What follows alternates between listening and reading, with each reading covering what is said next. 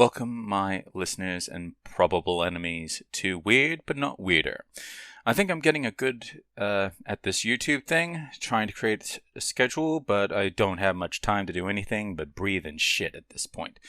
This will be the third book review that I'm doing, and it is a sequel to the previous review that I did.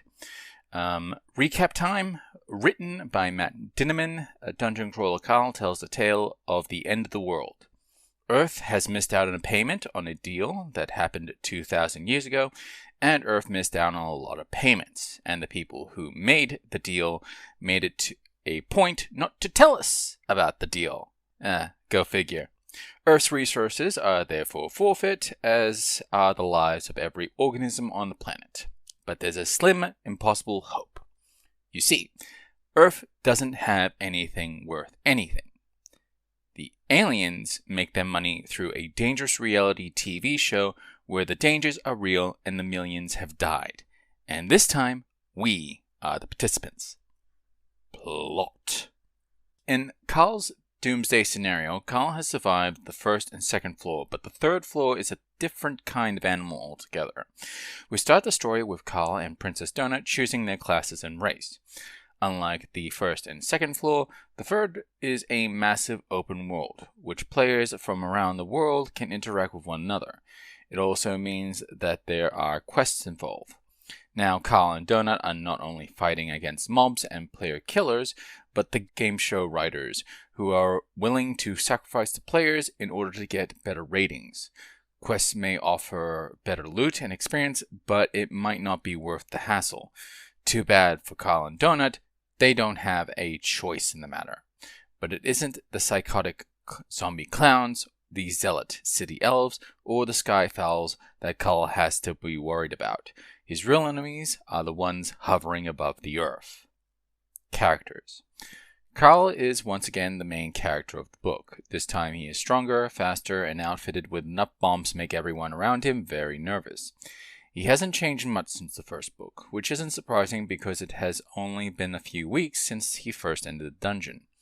His confidence has grown, but not enough to tempt fate. Not taking chances, Carl prefers to obliterate his enemies at a distance. Too bad he rarely is so lucky. He has made it a goal to cause as much suffering as he can to the people who destroyed Earth and this stupid game.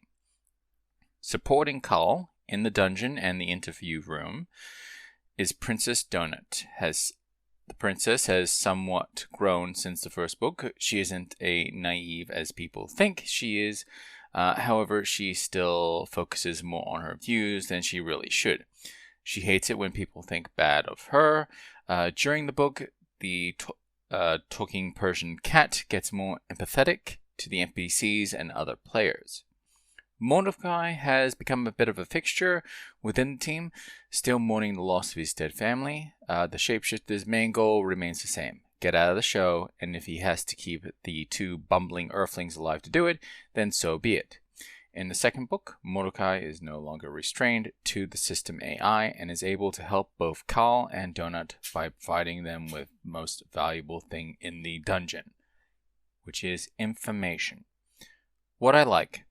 Another fantastic story to the Dungeon Crawler Carl series. In interviews, Dinniman explained that his first book was an experiment, something on his bucket list that he wanted to get out there, and in his second book he has decided to get a bit deeper into lore in the game system. The narrator does a fantastic job once again. If this ever does turn into a serious Netflix series, I would like Jeff Hayes to be Carl.